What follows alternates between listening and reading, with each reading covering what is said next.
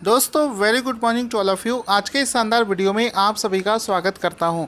दोस्तों आज का जो पहला प्रश्न है उसको शुरू करने से पहले आपसे बोलना चाहूँगा, आपके लिए टॉपिक वाइज करंट अफेयर्स के लिए मैंने एक दूसरा यूट्यूब चैनल शुरू कर दिया है, जिसका लिंक इस वीडियो के डिस्क्रिप्शन में सबसे ऊपर दे रखा है। जाकर उस चैनल को ज्वाइन करें। अब शुरू करते हैं आज के सबसे पहले प्रश्न से। सबसे पहला क्वेश्चन देखो बना है ग्रैंड पिक्स को लेकर। क्वेश्चन क्या है कि हाल ही में आयोजित किए गए Styrian grand pics 2021 Styrian grand pics 2021 को किसने जीत लिया है?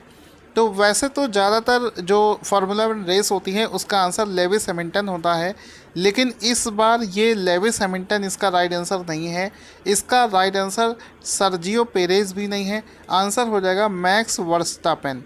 ऑप्शन नंबर 20 का राइट आंसर हो जाएगा कि मैक्स वर्स्टापेन ने इस रेस को, इस फार्मूला वन रेस को जीत लिया है। ठीक है, तो option number B Max Verstappen इसका राइट आंसर हो जाएगा। मैक्स वर्स्टापेन का एक शानदार फोटो देख सकते हैं, जिसको जीतने के बाद में एंजॉय कर रहे हैं। अब कई एग्ज़ाम में ऐसा देखा गया है कि कभी कभी किसी किसी रेसर का नाम देश पूछ लेते हैं कि वो कौन से देश से बिलोंग करता है। तो ये नीदरलैंड देश से बिलोंग करते हैं। कौन से देश से? ये नीदरलैंड देश से बिलोंग करते हैं। This is very important. इसके अलावा ये कौन सी टीम से, इनके शर्ट पर आप देख रहे होंगे लिखा है रेड बुल। ये रेड बुल टीम से खेलते हैं, तो ये रेड बुल टीम से बिलोंग करते हैं। तो रेड बुल इसका राइट आंसर हो जाएगा। इसके बाद में अगर हम देखें वर्ष 2021 में अभी तक जितने भी ग्रैंड पिक्स हुए हैं, कुल मिलाकर ये आप लिस्ट देख सकते हैं, कुल मिलाकर 8 ग्रैंड पिक्स हो चुके हैं। और ये मानकर चलो 8 में से एक प्रश्न तो आपको हर एक एग्ज़ाम में मिल जाएगा। अब इसमें हम लोग जल्दी से रिवीजन कर लेते हैं 2021 के जितने भी ग्रैंड पिक्स हुए हैं। सबसे पहले शुरुआत हुई थी बहरीन ग्रैंड पिक्स से। कोरोना वायरस चल रहा था, इसके बावजूद भी इस इवेंट को ऑर्गेनाइज़ किया गया था और इसको लेविस हैमिल्टन ने जीता था। ठीक है, इसके बाद में चलते हैं Emilia Romagna formula one grand prix. इसको जीता था मैक्स वर्स्टापेन ने। इसके बाद में था पोर्तुगीज ग्रैंड पिक्स, इसको लेविस हैमिल्टन ने जीता था। फिर चौथा इवेंट फार्मूला वन का जिसका नाम है स्पेनिश ग्रैंड पिक्स 2021, इसको जीता था लेविस हैमिल्टन ने।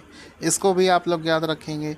इसके बाद में आ जाता है पांचवा इवेंट, जिसका था मोनाको ग्रैंड पिक्स। तो मोनाको ग्रैंड पिक्स को मैक्स वर्स्टापेन ने जीता था। ये भी आपको याद रखना है। अब आ जाता है छठे नंबर पर अज़रबाईजान ग्रैंड पिक्स। इसको जीता था सर्जियो पेरेज ने अज़रबाईजान ग्रैंड पिक्स को जीता है। ये आप देख सकते हैं। इसके बाद में सातवें नंबर पर आ जाता है फ्रेंच ग्रैंड पिक्स। तो French grand pics, this is very important. ठीक है, तो फ्रेंच ग्रैंड पिक्स को मैक्स वर्स्टापेन ने जीता है। किसने? मैक्स वर्स्टापेन ने जीता है। ये आपको याद रखना है। आठवें नंबर पर फाइनली हम लोग इसको कर भी चुके हैं स्टायरियन ग्रैंड पिक्स। इसको मैक्स वर्स्टापेन ने जीता है। ये भी आपको याद होना चाहिए। इसके बाद में दोस्तों अगला प्रश्न बना है कि जून 2021 में 2 दिवसीय हेमिस फेस्टिवल जो है ये कहाँ पर मनाया गया है? आंसर हो जाएगा लद्दाख। ऑप्शन नंबर ए इसका राइट आंसर हो जाएगा कि 2 दिवसीय हेमिस त्यौहार हाल ही में लद्दाख में मनाया गया है। ऑप्शन नंबर ए इसका राइट आंसर हो जाएगा।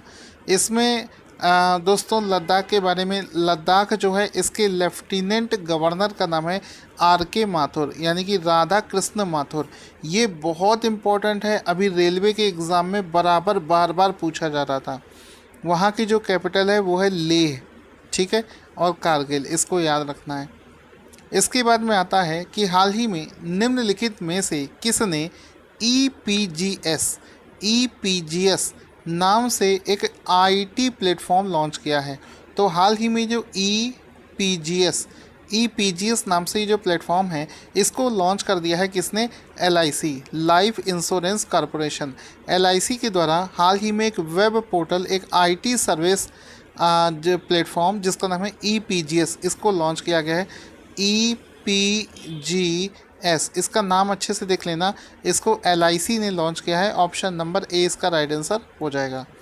इसमें आप देख सकते हैं ये लॉन्च इवेंट का फ़ोटो आप देख सकते हैं, जिसमें कि EPGS, इसमें आप देखो पीछे की साइड में जो बैनर लगा है इस पर भी लिखा है EPGS, ठीक है। और साफ साफ ऊपर लिखा है Shri MR Kumar, chairman life insurance corporation. तो यहाँ से एक चीज़ आपको ये भी समझ में आ गई, LIC के चेयरमैन का नाम क्या है, तो ये इनका नाम है MR कुमार, ठीक है। तो MR कुमार ने handing over to the first receipt generated, पहली रसीद जो जनरेट करी गई है EPGS से, वो राकेश शर्मा जी को प्रदान कर रहे हैं। राकेश शर्मा कौन है, ये IDBI बैंक के MD और CEO हैं। तो एक चीज़ और यहाँ से आप सीख सकते हैं कि IDBI बैंक के MD एंड CEO का नाम क्या है, राकेश शर्मा, ठीक है। तो राकेश शर्मा का फ़ोटो भी देख सकते हैं। तो ये EPGS जो है ये LIC की बहुत सारी सुविधाओं को, बहुत सारी स्कीम्स को लॉन्च करने में एक वेब पोर्टल के माध्यम से इसको LIC को हेल्प करेगा। सिर्फ आपको ये याद रखना है कि ये जो वेब है ये LIC के द्वारा ही लॉन्च किया गया था। अब LIC के बारे में समझते हैं। इसका इस्टेब्लिशमेंट 1956 में किया गया था। इसका जो मुख्यालय है वो मुंबई महाराष्ट्र में स्थित है। इसके जो चेयरमैन हैं आपको बता चुका हूँ, MR कुमार। MR कुमार जो है इसके चेयरमैन का नाम है, जो कि आपको पता होना चाहिए। इसके बाद में दोस्तों अगले प्रश्न की तरफ चलने से पहले आपसे बोलना चाहूँगा कि जनवरी, फरवरी, मार्च, अप्रैल, मई, जून, इस तरीके से जो मंथली PDF है वो लॉन्च कर दिए गए हैं। अभी भी रिवीज़न करने का बहुत समय है। टॉपिक वाइज हमारे PDF होते हैं, आसान होते हैं, तो उसको जल्दी से आप परचेज़ करके रिवीज़न कर सकते हैं।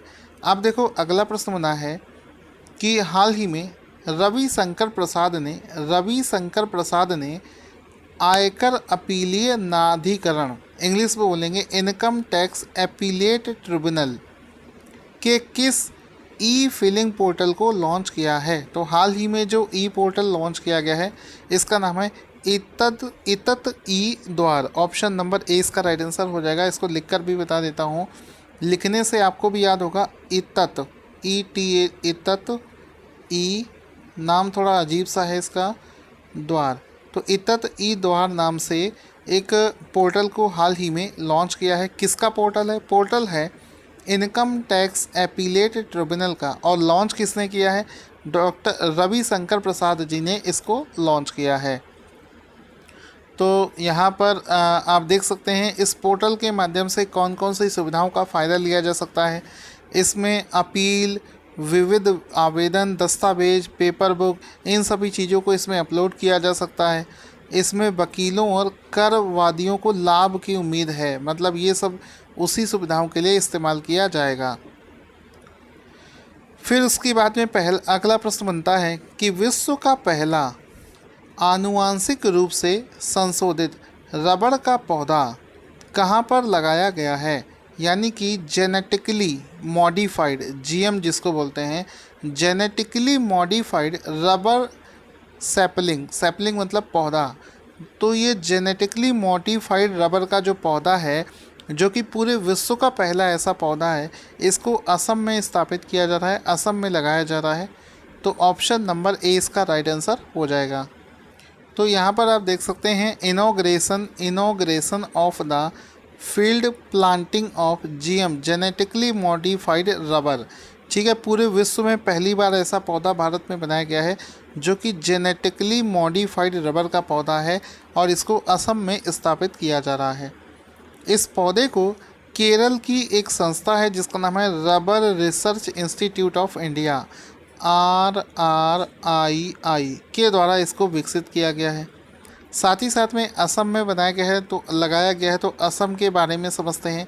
इसकी कैपिटल है दिसपुर। चीफ मिनिस्टर का नाम है हेमंत बिस्वा शर्मा और इसके गवर्नर का नाम है जगदीश मुखी।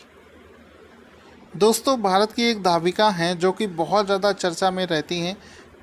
उनके ऊपर एक पुस्तक लिखी गई है जिसका नाम है fiercely female the Dutee Chandra story. Fiercely female the Dutee Chandra story नामक पुस्तक के लेखक कौन हैं? तो इस पुस्तक के लेखक का नाम है Sudeep Mishra. Option number A इसका राइट आंसर हो जाएगा। इसके लेखक का नाम है, राइटर का नाम है सुदीप मिश्रा। तो ऑप्शन नंबर ए इसका राइट आंसर हो जाएगा। अब इसमें आप देख सकते हैं ये इसमें आप इसको देखिए, साफ साफ लिखा है fiercely the female the Dutee Chandra, fiercely female the Dutee Chandra story. ठीक है, तो इसको सुदीप मिश्रा ने लिखा है। इनका फ़ोटो भी यहाँ पर देख सकते हैं। इसके बाद में दोस्तों अवार्ड्स को लेकर एक क्वेश्चन बनता है। क्वेश्चन क्या है वो समझते हैं। आर.के. सभरवाल को किस देश का सर्वोच्च नागरिक सम्मान हाईएस्ट सिविलियन ऑर्डर जो है वो प्रदान किया गया है? तो आंसर हो जाएगा मंगोलिया। ऑप्शन नंबर ए इसका राइट आंसर हो जाएगा कि आर.के. सभरवाल को मंगोलिया इसका राइट आंसर हो जाएगा। मंगोलिया देश का, यहाँ पर इसको हटा देंगे, क्वेश्चन में भी मंगोलिया लिखा है। आर.के. सभरवाल जो है उनको मंगोलिया देश का हाईएस्ट सिविलियन अवार्ड जो है वो प्रदान किया गया है। ऑप्शन नंबर ए इसका राइट आंसर हो जाएगा। यहाँ पर आप देख सकते हैं मंगोलिया देश के द्वारा इनको ये सम्मान दिया जा रहा है आर.के. सभरवाल को। ठीक है, आर.के. सभरवाल। अब ये जो आर.के. सभरवाल है इनका नाम आपने कई बार सुना होगा। ये कौन है? तो R K. Sabharwal Engineers India Limited EIL के अध्यक्ष और प्रबंध निदेशक हैं, यानी कि उसके ये CMD हैं। ठीक है, इसके बाद में उन्हें जो मंगोलिया देश का सर्वोच्च नागरिक पुरस्कार दिया गया है उसका नाम क्या है? उसका नाम है the order of polar star. The order of polar star से उनको सम्मानित किया गया है। तो ये वो अवार्ड है, the order of polar star. ठीक है, this is very important, the order of polar star. इस अवार्ड से उनको सम्मानित किया गया है। मंगोलिया के प्रेसिडेंट ने पहली बार मंगोलिया में जो एक रिफाइनरी इस्टेब्लिश की गई है उसको इस्टेब्लिश करने में आर.के. सभरवाल का बहुत बड़ा योगदान है, जिस वजह से उनको ये अवार्ड दिया गया है। अब यहाँ पर मंगोलिया देश के बारे में जानते हैं।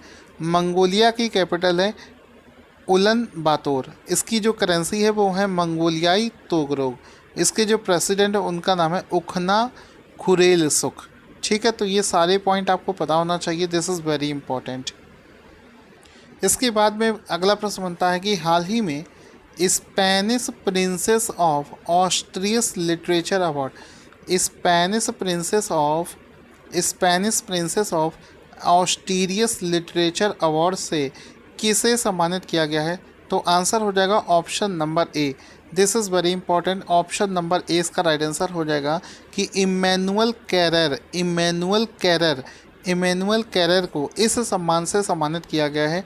ऑप्शन नंबर ए इसका राइट आंसर हो जाएगा। इमैनुअल कैरर का फ़ोटो देख सकते हैं, जिनको हाल ही में इस सम्मान से सम्मानित किया गया है। और ये जो इमैनुअल कैरर हैं ये फ्रांसीसी देश के लेखक हैं, फ्रांस देश के लेखक हैं, जो आपको पता होना चाहिए। अगला प्रश्न बनता है कि भारत का पहला जैव विविधता उद्यान बायोडाइवर्सिटी गार्डन कौन सा है जिसमें प्रत्येक राज्य तथा केंद्र शासित प्रदेशों का राज्य वृक्ष लगाया गया है? तो भारत का पहला बायोडाइवर्सिटी गार्डन है, इसका नाम है भारत भारती। ऑप्शन नंबर 20 का राइट आंसर हो जाएगा। इस भारत भारती गार्डन में, ठीक है, ये पहला पूरे इंडिया में ऐसा कॉन्सेप्ट है, ऐसा गार्डन है जिसमें कि आपको प्रत्येक राज्य और यूनियन टेरिटरीज़ का पौधा आपको मिल जाएगा। तो भारत भारती इसका नाम है। ऑप्शन नंबर 20 का राइट आंसर हो जाएगा। दोस्तों एक छोटा सा करेक्शन करेंगे, इसका आंसर होगा भारत वाटिका। ठीक है, भारत वाटिका इसका राइट आंसर हो जाएगा, भारत भारती नहीं होगा, भारत वाटिका। तो ऑप्शन नंबर सी इसका राइट आंसर हो जाएगा। भारत वाटिका नाम से इस बायोडाइवर्सिटी गार्डन को शुरू किया गया है। ऑप्शन नंबर सी इसका राइट आंसर हो जाएगा। अब इसको इस्टेब्लिश कहाँ पर किया गया है? तो इसको उत्तराखंड के नैनीताल में इस्टेब्लिश किया गया है। इसको आप देख सकते हैं, जैसे कि एक मैं आपको दिखाऊं तो ये देखो, स्टेट ट्री ऑफ उड़ीसा का स्टेट ट्री यहाँ पर लगाया गया है। ऐसे यूपी का, एमपी का, राजस्थान का, हर एक राज्य का यहाँ पर लगाया गया है। तो आप देख सकते हैं भारत वाटिका नाम से इस गार्डन को शुरू किया गया है। क्वेश्चन बनेगा, नासा ने अंतरिक्ष में कपड़े धोने के लिए एक विशेष डिटर्जेंट विकसित करने के लिए किस ब्रांड की मूल कंपनी प्रॉक्टर एंड गैम्बल के साथ में एक साझेदारी करी है? तो नासा दोस्तों चाहता है कि स्पेस में जो उसके एस्ट्रोनॉट्स हैं वो एक ऐसे डिटर्जेंट को इस्तेमाल करें सो दैट वो इस स्पेस में भी अपने कपड़ों को धो पाएँ और उस पानी को दोबारा इस्तेमाल में ला सकें। तो इसको डेवलप करने के लिए टाइड, ऑप्शन नंबर ए इसका राइट आंसर हो जाएगा। उन्होंने टाइड के साथ में एक साझेदारी करी है। टाइड की जो पेरेंट कंपनी है उसका नाम है प्रॉक्टर एंड गैम्बल। तो प्रॉक्टर एंड गैम्बल P&G के साथ में उन्होंने साझेदारी करी है। तो यहाँ पर आप देख सकते हैं टाइड लिखा है, tide's giant leap into space. इसका मतलब हो गया कि टाइड से अब स्पेस में भी कपड़े धोए जाएंगे। तो ये आप देख सकते हो टाइड जिसकी पेरेंट कंपनी का नाम है प्रॉक्टर एंड गैम्बल, उसके साथ में हाल ही में नासा ने करार किया है। दोस्तों आज का क्वेश्चन जिसका आंसर आपको देना है स्क्रीन पर आपको दिख रहा है, जल्दी से कमेंट बॉक्स में इसका आंसर लिखना ना भूलें।